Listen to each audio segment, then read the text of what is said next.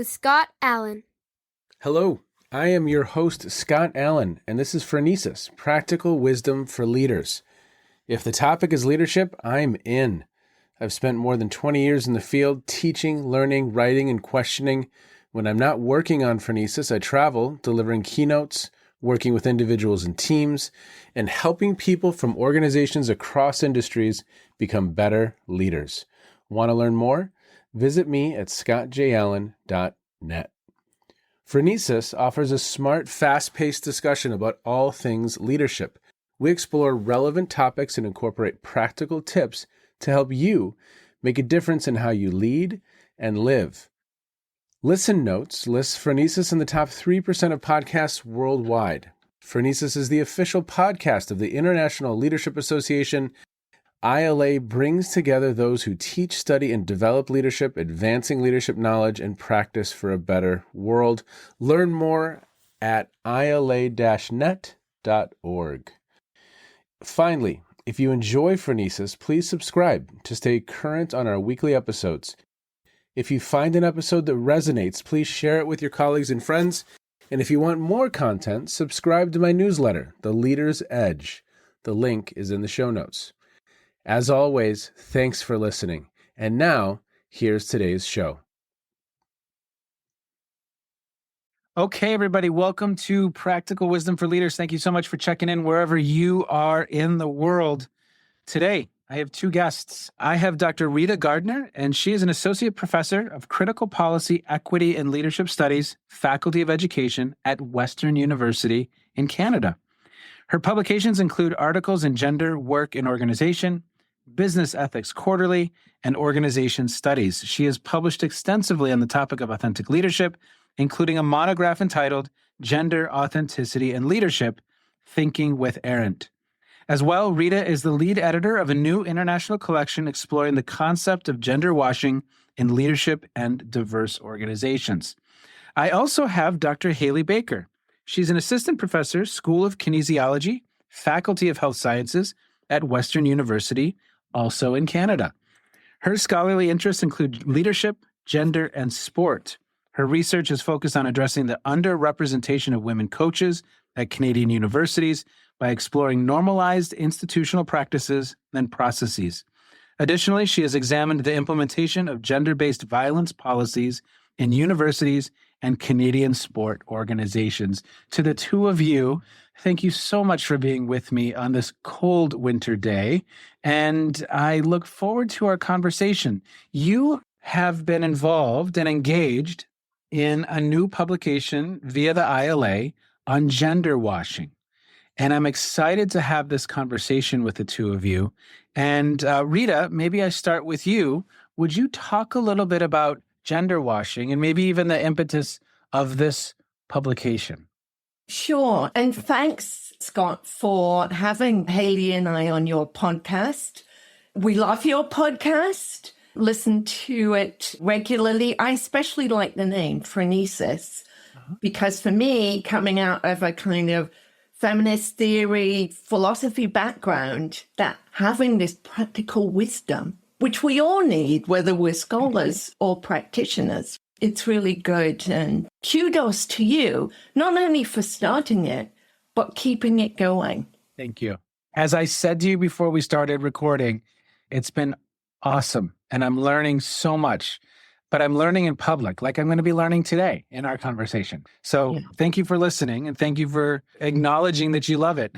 And I have to say, I especially love the one that you had with Candace Brunette, who is, or who was until very recently, one of my colleagues, and is just the most amazing writer. So not only is she a fabulous speaker, but she's a great writer. Powerful conversation at a powerful time. Yeah. Very, very powerful conversation. So I will put a link to that conversation in the show notes for sure for listeners. Fantastic. All right, then. So you asked about the impetus to this book and perhaps the notion of gender washing, because it is a fairly new term. I certainly didn't know anything about it until Wendy Fox Kirk, who is one of the other editors on the book, introduced me to the term. And it originally came from marketing. And there was a woman called Martha Burke who came up with the term, I think it was in 2010. Wow. And then in around 2019, Wendy, Hayley, myself, as well as a sociologist called Jennifer Chisholm, worked on this article for a piece in Human Development. Anyway, it was critical human development issues. And Wendy said, why don't we write about gender washing? Over a course of many months, we worked on thinking about it, but also bringing together all these diverse strands, right? As I said, we had a sociologist, we have Wendy, an organizational behavioral person, shows how much I know about that. Hayley, whose background is kinesiology and education, and myself, which is feminist theory and philosophy. So a kind of big mishmash, right? But it's good for leadership and organizational issues because we look at things from different perspectives. And that was really important to how we thought about gender washing and how we defined it. And I know Hayley wants to talk about the definition. That article came out in 2020. And then we learned about the fact that there was going to be this new series for the ILA. And at the time, I was the president of the Women's Membership Association. Probably got that acronym wrong. But I felt like it was really important that we took the notion of this gender washing further. It was a great time to develop what we're calling a research primer and then invite authors from different disciplines, from different countries. We have 6 different countries present in the book. And to start to think about this concept of gender washing from diverse perspectives. Yeah, because I think what you've put together in part is a little bit of a research agenda as far as, hey, this is where we can take this conversation in the future. Hayley, how are we defining gender washing? So listeners are clued into that. I think, put simply, gender washing is really a myth. It's a myth of gender equality in organizations. There is this rhetoric that perhaps organizations and institutions put out that they're creating gender equitable spaces through certain initiatives, for example.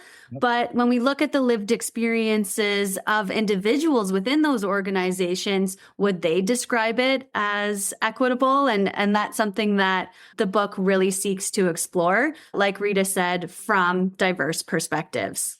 So my sense here is that we have like a term like, for instance, greenwashing, where you have an organization that is outwardly suggesting that they are very committed to sustainability or initiatives to help the environment and our climate. But when you actually look under the covers a little bit, it's more of a marketing piece. It's more of lip service. It's not really necessarily an authentic, true value being held. It's signaling. It's virtue signaling. So gender washing may be somewhat analogous in the sense that we may talk a big game, but are we truly invested in that? Are we truly living that? Do we truly value that equity? Can you help me? Am I in the ballpark here? Yeah, I think that's a really good analogy. And as I've been reflecting on the book, and I do want to mention the other editors that were involved in the book, I'll come back to that. But the phrase, deeds, not words, kept popping into my head. And I was thinking to myself, okay, where does that come from? Who came up with that? It was Emmeline Pankhurst originally. And it was the rallying cry for the suffragettes. And I think, wow, it's almost like we're reaching back into history and saying, yeah, it still matters. And it matters for all of us. It doesn't matter like who we are. I think most of us, let's say, want to have organizations and societies where we feel that everybody has their best chance, that is able to flourish. When we think about gender washing, we're not just looking at gender. We're very much looking at intersectional approaches. And when we think about intersectional approaches, as Hayley mentioned, we're interested in that effective embodied piece. What does it mean when I'm told that there's a particular policy in my organization, and how does that affect me? And structural issues, as you brought up with greenwashing, how sometimes what an organization says and what they do is very different. So it's this organizational rhetoric versus lived experience. And we're kind of looking at the tensions between them. I mentioned I was going to talk about my other editors, and I think it's really important. First, to acknowledge that it was Wendy Fox-Kirk, who's now at the University of Birmingham. She was in Utah. Carol Elliott, you might have met at conferences, who's at the University of St. Andrews, and then Valerie Stead at the University of Lancaster, who were the editors for this book. And then we have the most amazing people who have written for us. It's so superb. Of course, we've got Hayley, who's brilliant, but there are so many people. And this is not, I mean, sometimes my students say, oh, I don't understand the word that you've used, Rita. Then it's like, well, there might be some words that you don't understand. But for the most part, this is a really engaging, clear book that I think would be great for graduate students. It's really good for practitioners. And dare I say, it's pretty good for leadership scholars and people in organizations to think about and reflect on these issues, which, affect us all. Okay, so I'm excited to hear the two of you, your reflections potentially. What were some ahas for you? You have this really cool team with very, very different perspectives, 6 different countries around the world. You put the book into motion. As you look back on the finished piece, what were some ahas that, oh, wow, these were a few dots that were connected for me, or this is an insight that I really hadn't considered before, or this is something that's really important that people need to know. Can you share with listeners just a few of those kind of highlights for you? And Hayley, maybe we start with you. I'm intrigued to hear what those were for you. I really appreciate this question. For me, something that really stood out was this notion that policy doesn't do the work, people do. And in connection to gender washing, it was really eye-opening to kind of explore that not only within sport, because it was so eye-opening that even though we were looking at a variety of different settings or even applications of the term gender washing, seeing that golden thread throughout the book that connects us all with that understanding was really powerful. And like Rita had mentioned, I think this book is wonderful for practitioners, scholars, students, because of that connectiveness that each of the chapters have with one another. Awesome. Okay, so Rita, how about you? Couple insights, reflections, ahas that occurred for you. I think one of the things that surprised me a lot was how many of the chapters came out of higher education and some of the frustrations that are being felt, not just in North America, but in Europe, the UK, and also in the global South, and particularly Pakistan, where we start to see, as Hayley just mentioned, some of the same problems occurring within the workplace. The other thing that I'm not sure surprised, but joy, I would say, is the different creative ways in which people used gender washing and then came up with their own term. So we have gender bleaching, we have gender spinning, we have rainbow washing, where 2 scholars look at problems with LGBT policies in Turkey and the Netherlands. Just fascinating. So it's all these different theoretical perspectives, methodological perspectives that make it such a great read. And I would love to have a course. I have to think about this with my departmental head because I think it would be a great book to have on a course as a guiding text. Am I selling this to people? I hope so. Okay, so a couple other insights. What were some other reflections that stood out for you as you think about this process and this project? Thinking back, I think it's really just the importance to continue to be critical and challenge institutions to really uphold what they're promoting and think about how is this actually affecting the lived experiences of those involved. Yes, it's wonderful that we have these policies and programs in place, but how are they impacting individuals within those organizations and institutions? So for me, big reflection here is continue to challenge, continue to be curious, and continue to talk about and illuminate some of the gaps that we see happening.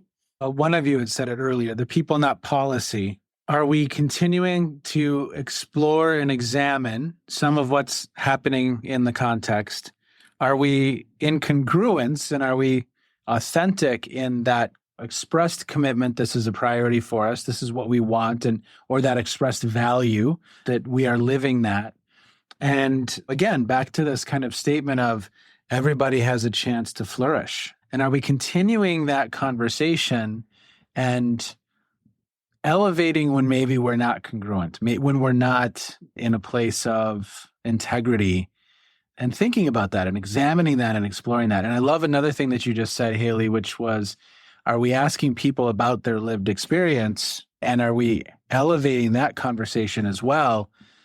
Because I am still always, I did a networking call on Tuesday of this week, and the individual that I was with, just her experiences in the workplace at a very prominent firm, even in some of the teens and early 2000s, I was flabbergasted at the stories that she shared. Yet the expressed values of this organization are very different than that. So I think sometimes people can think, oh, we've come so far. We're probably fairly far from what we're expressing and what the ideal would be. And so are we continuing that conversation?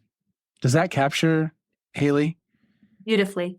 I love that little phrase that you came up with, a place of integrity. Because oftentimes we think about integrity as something that's inward, right? Whereas actually it's about the person in relationship with others in organizations. And that is just such an interesting thing to think about. One of the things I wanted to mention, and this was a puzzle. I like puzzles. And I was very interested in finding out whether this concept of gender washing traveled. And by that, okay, yet again, we've got a concept that comes up from global North scholars. Does it have any resonance elsewhere? And one of the things that we found in the book is that, yes, it does. And there is some really interesting chapters towards the end of the book on gender washing and militarization. And I think it's a final chapter by Rosie Walters, which is on girl power and looking at how corporations, to go back to something that you were saying earlier, espouse ideas in their marketing. And then on the ground in places like the global South, things are very different. And so we have these massive corporate marketing campaigns about we are Malawi or things like that. And then we have the reality of how people are experiencing either working with that corporation or being affected by that corporation. Or the vendors of that corporation elsewhere in the world. Absolutely. And so I think one of the things that sometimes we forget to do, and that's all of us, sadly, we can't be ethical in everything that we do all the time. What? We could, We don't live in a... I'm saying too much about myself, maybe. You're shattering my self-concept right now. Well, that's why I find that the whole notion of authenticity is such a sticky one. And how someone appears is not necessarily how they are. And there's a brilliant series right now in the US, and I think it's not UK rather, called Traitors. I don't know whether you've seen it. Oh, you've got to watch it. I was telling Hayley, because it's all about people not being as they seem. And if there's one thing that we know in the workplace is that very often people aren't what they seem, right? But how do we ever get to the point where we all can be authentic, not in a way that is just true to us, but that respects others? Because there's an ethical element to it, isn't there? That we can't just say what we want when we want without taking into account other people's, respecting other people.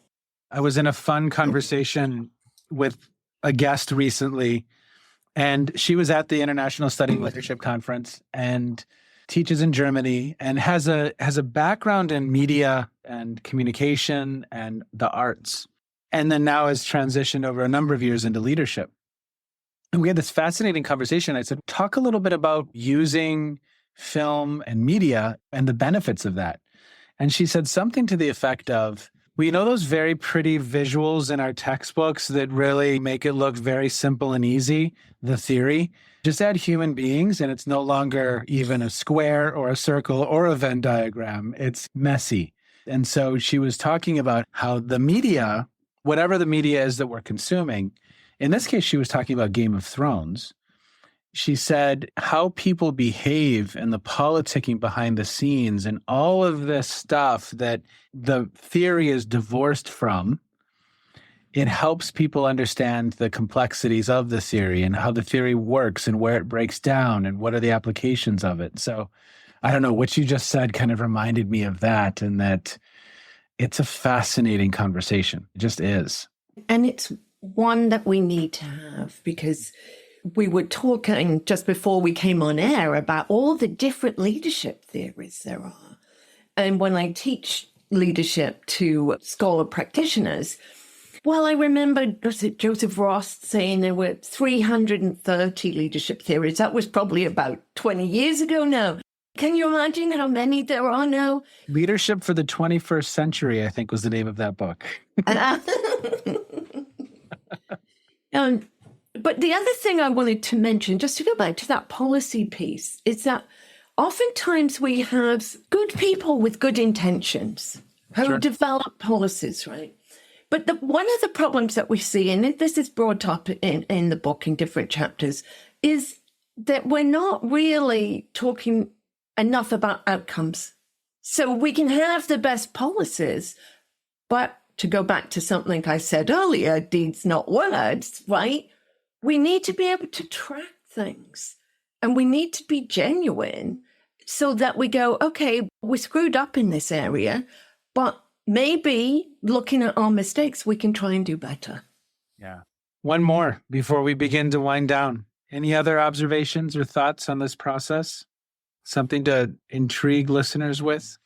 I would really like Hayley to talk a little bit more about gender in sport, because I think this is one of the areas where gender washing is so obvious. Great. So many people. Yeah, that's the one story reminded me of like a Nike, where Nike might have this campaign that purports to elevate women and empower women, yet do they have the wherewithal, even the self-awareness at sometimes about, again, some of these places in the world, what are the conditions some of these people are working in? Is there congruence there? Or is it actually, so if you want to go there, is that cool, Hayley? And then then you can turn the tables on me, and then we'll begin to wind down. Perfect. When it comes to gender washing in sport, my chapter was really focused on gender washing as it relates to addressing gender-based violence within a sport organization. What was really interesting and what kind of came out of our work was that there's a lot of tackling and addressing the quote unquote bad apples. And as a result of that, there is a lack of looking at the bigger picture and the culture itself. So when we start to dig into that a little bit deeper, we see that there is maybe a culture of silence that's happening. So we talked about that through the use of NDAs, for example, when addressing cases of gender-based violence, and how that maintains a particular culture rather than looking at the issue in different ways or in new ways, or like we've talked about before, prioritizing lived experience. And instead, we end up a lot of times silencing individuals involved in those particular cases. What he has just said about sports organizations is so important. But when we think about sports in society generally, and we just think about it from an economic perspective, I remember like a few years ago looking at the top paid 100 athletes, and about 2 of them were women. It was like ridiculous, right? When you think about the amount of play also that you see with different sports organizations. Now, I know things are changing, but still it's the case that in a lot of university athletics, which Hayley has told me about, the women's teams get really bad slots so that most audiences never see them because they're on at, 11 o'clock at night or something like that. There's just another thing that we need to change just to make it a little bit more equal. Anyway, you asked me if I was going to ask you a question, and I have a question for you, Scott. I have many, but the one I'd like to ask you is, so what do you think about this concept of gender washing? Do you think it's got any legs? What I love about this conversation, and this conversation is a little bit similar to some of the DEI conversations that I've had. I try and walk into these conversations with a level of curiosity and humility because my lived experience is very different than others' lived experiences, regardless of whether it's where they are in the globe, ethnicity, gender, sexuality. Right. My lived experience is very different. As a father of 2 daughters who are 14, I think it's an incredibly important conversation. As a husband to a wife who is in the workforce, it's an incredibly important conversation. And I think part of this conversation is just building awareness because, again, my lived reality is not what that woman that I mentioned a few moments ago, what she experienced in the workforce. I've never had anything like that happen to me. So it's different. I'm ignorant to it. I'm blind to it. I was surprised by it. I was like, how is that even a thing?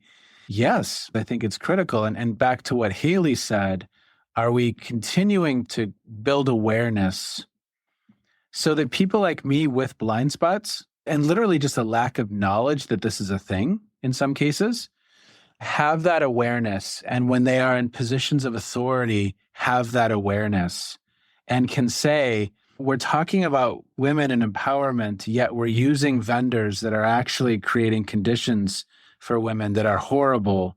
Are we living with a level of integrity in who we say we are and as an organization? Because I think you can have integrity as a person, and I think you can have integrity as an organization as well. Yeah, I think it's a very, very important conversation.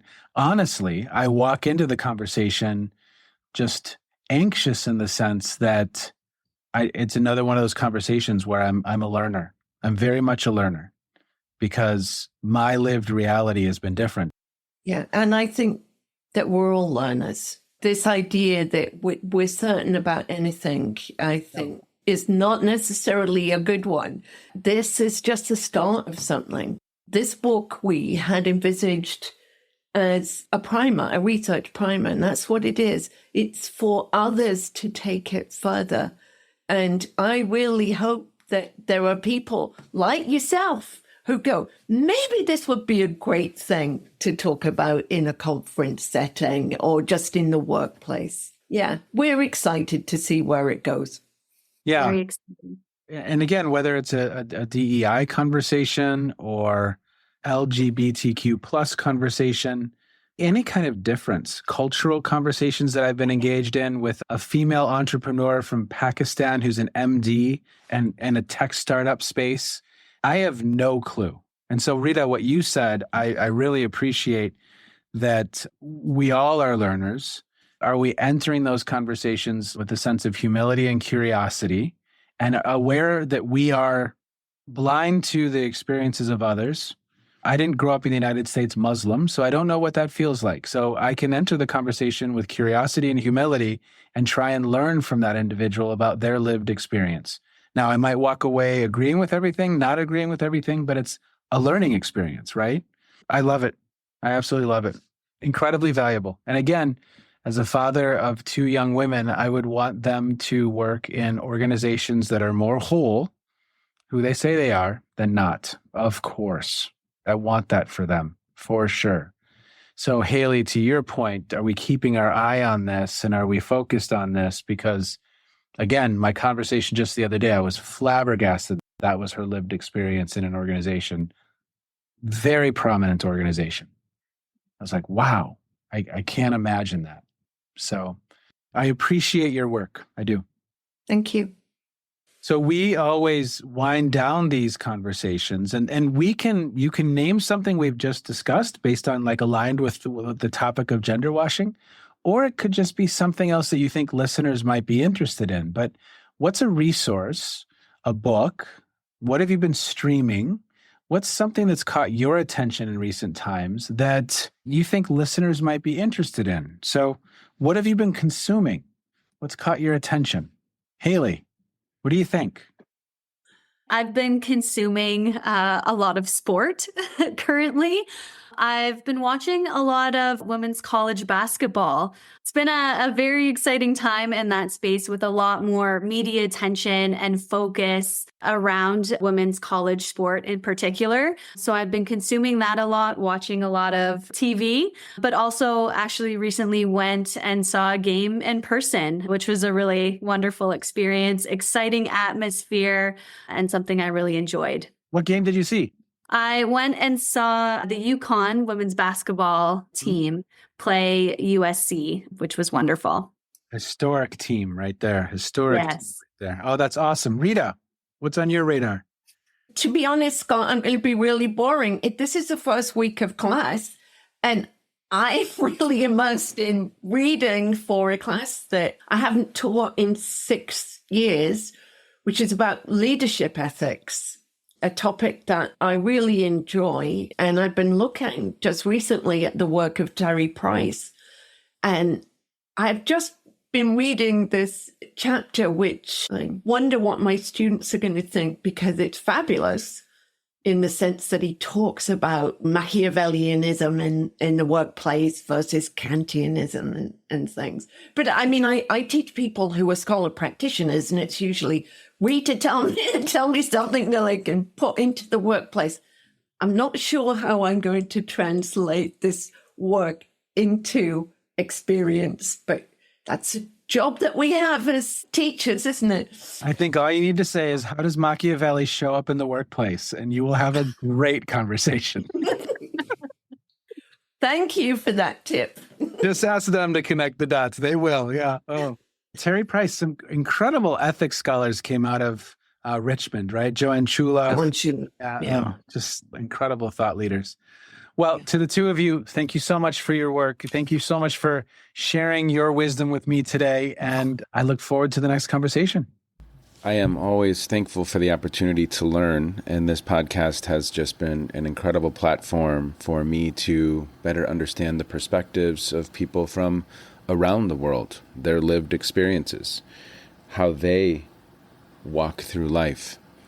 And so to Hayley and Rita, I am so thankful for our time together today. I have learned, I feel better informed, and as I said in the episode, what I would hope for my wife and my daughters and everyone is that opportunity is available to all.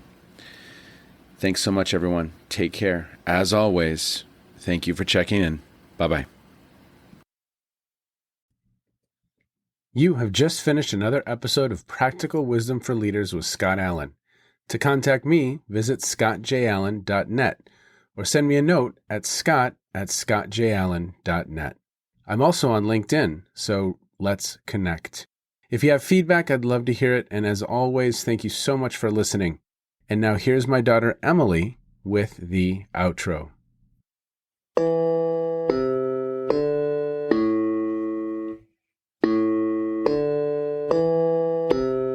You've been listening to Phronesis, Practical Wisdom with Scott Allen.